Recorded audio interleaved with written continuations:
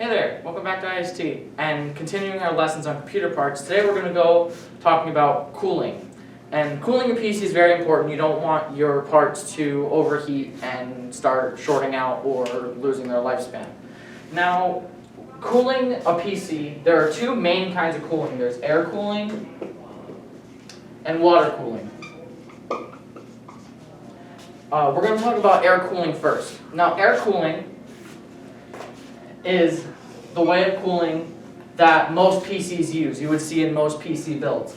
Now, a PC that has air cooling has a fan on the motherboard. I'm not going to draw the motherboard or anything, I'm just going to draw. So there's a fan on the motherboard that connects to the CPU. And that fan spins. Can you see this? And that fan spins and directs heat away from the CPU and disperses it out of the way, so it keeps the CPU cool. And inside of the case, there are also case fans. Usually, when buying a case brand new, there will be a fan in the front, at least one fan in the front, and at least one fan in the back. This is for airflow. Usually, how it goes is that air travels into it through a intake fan. There's fans that allow air to go in are intakes, and then fans that have air, push air out is exhaust fans. So it travels through the PC, through the intake fan, travels through, and then travels over everything, gets everything nice and cool, and then the exhaust fan, which is this one back here, disperses the air outside of the PC and keeps the PC nice and cool. Now, you can put these fans in different areas. You can put it so that it's coming down here, up at top, or exhausting up top. You can actually put it, in some cases, you can put it on the bottom. Some cases you can do just a whole bunch of stuff. Some cases are fully modular that you can do a whole bunch of stuff with it. But we're just going to go over basic stuff, so the intake going straight through. Now, the GPU, or the graphics card, also does a very important part. Now, there is usually a fan on the graphics card that goes out, like this. Or it could be blowing down depending on the kind of card that you have. And depending on the kind of card that you have, really just depends on the brand who makes it. But as we all know, hot air rises, so even if it blows down, it's still going to come up and get caught in this slipstream, and the hot air will all get blown out of the exhaust fan. And all of this is specifically designed so that it can keep your PC cool without shortening the lifespan of your system. Now, there's another way to do this. It's a fan and a heatsink combo. So a heatsink is essentially just a metal cube that has fins and little pockets of air in between those fins that takes the air and conducts it through so that it gets the metal hot, and then the fan pushes the air off of the metal, pushes it off of the heatsink, and keep the heatsink cool. This is another way of doing it. This is a lot of coolers, like Noctua, when they make their coolers. I'll throw a picture of that up here. They make their coolers like that. There's two kinds of coolers: the heatsink combo cooler, which looks like this, and the one I drew, which looks like this. It kind of attaches to the CPU socket and points outward. It blows the air towards the front of the case. And if you have one of the other ones, it blows it to the side. Now we're going to talk about water cooling. Now, water cooling, there are two different types of water cooling. There is what's called an AIO, or an all-in-one cooling solution. Now, the AIO liquid coolers, you've probably seen them before. They look somewhat like this. They look like they have a radiator, and then they have pipes, usually rubber pipes coming off of it that look like this.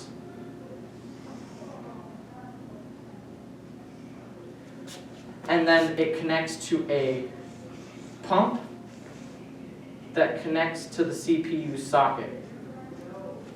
And then this little pump here attaches the CPU socket, and then water can go around in a circle, going around and around, cooling the CPU. Now how this one works is that hot water is taken from the so there's water in the pump. So I'm going to draw the pump here. The pump, there's water in the pump. And the CPU, this is the CPU right here, heats up the water, and then the water, since it's heated and the pump is flowing water through it, the pump disperses the water and sends it out into one of the pipes. It goes into one of the pipes, comes up into the radiator, which usually has fans connected to it. We'll say 3 fans connected to it that are simultaneously pushing the hot off of the water and out of it, while also pushing the water through the system. Now, water cooling is slightly more expensive, but it will last you longer. Now, can you see this? Now with this, you need to have a slightly bigger case because of the tubing, but besides that, you don't really have any other, differences between them. They just cool your system. If you want more of like an all-in-one cooling solution, like not like this kind of all-in-one, more like cooling the entire PC at once, air cooling is the way to go. But if you want just a CPU cooling and you think that the GPU can cool itself, then the all-in-one liquid cooler is good enough. Now going back to how it works, it disperses into the radiator, it goes through a pipe in the radiator, comes back, and since it went through all the fan has blown all the hot off of the water, and the cold water now comes back down, comes back through the pump, and it goes in a circle. Now there's one more type of water cooling that's the more enthusiast and expensive option of the bunch. And it's called a custom loop. And the custom loop you'll see in like the huge enthusiast PCs where it's all lit up in colors, and you see those hard pipes going through it and cooling the GPU and the CPU, and that's really, really expensive. So unless you're willing to drop $5 grand on a PC, I don't suggest doing that. And you also, because you need to raise your budget, because you're going to need a bigger case, you're going to need more components, you're going to need something called a reservoir, and you're going to need a separate pump. Since the pump is not connected to the CPU block, because there's a block that attaches to the CPU, and the water travels over it and cools the metal and runs through it. So now the pump connects to the reservoir, and the reservoir connects to whatever you're cooling. Say we're going to cool we're just going to cool a CPU. It looks like kind of like a starfish in a way. So it connects to this, and then it comes off of the CPU and runs back into the pump, where the water is in the pump, where it would refresh the water, where some extra water is. Same thing with the reservoir, is where you would see like stuff like this, where the water would go through some weird like loop area, like some sort of like twisty, turny area where you can see it that it can keep a bunch of water, so it's not constantly like at the brink of explosion. Now, when having one of these, you need a lot more space to use it, or a really small, or a smaller case with less components, like a low profile graphics card, or just use an AIO liquid cooler. Now, what do I suggest for, like, say a first timer, or someone who hasn't built that much PCs, or who doesn't know a lot about PCs? Go for an air cooler or a AIO liquid cooler.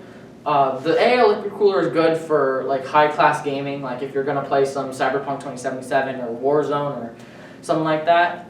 An AL liquid cooler is the better decision, but you will need, say, a technical friend's help or a parent or anybody who might be able to help you with this. But for someone who's just building it the first time, go with either the stock cooler or just a heatsink cooler that they sell on Newegg or something, because it's just much easier that way, and it'll get you used to mounting hardware.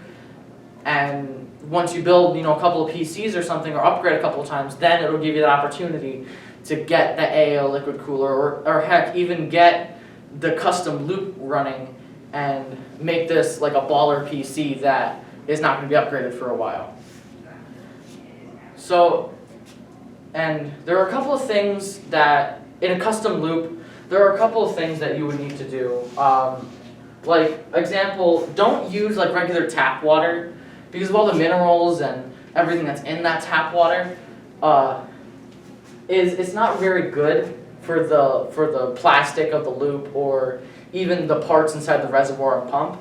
So use like the distilled water or very filtered water, or heck, even just you can use bottled water. Just don't use it straight from the tap in your sink, unless your city is known for super clean water. Alright, that's all I have for you guys today. So like, comment, subscribe, share with your friends, follow us on Instagram, and have a good day. I'll see you around. See ya.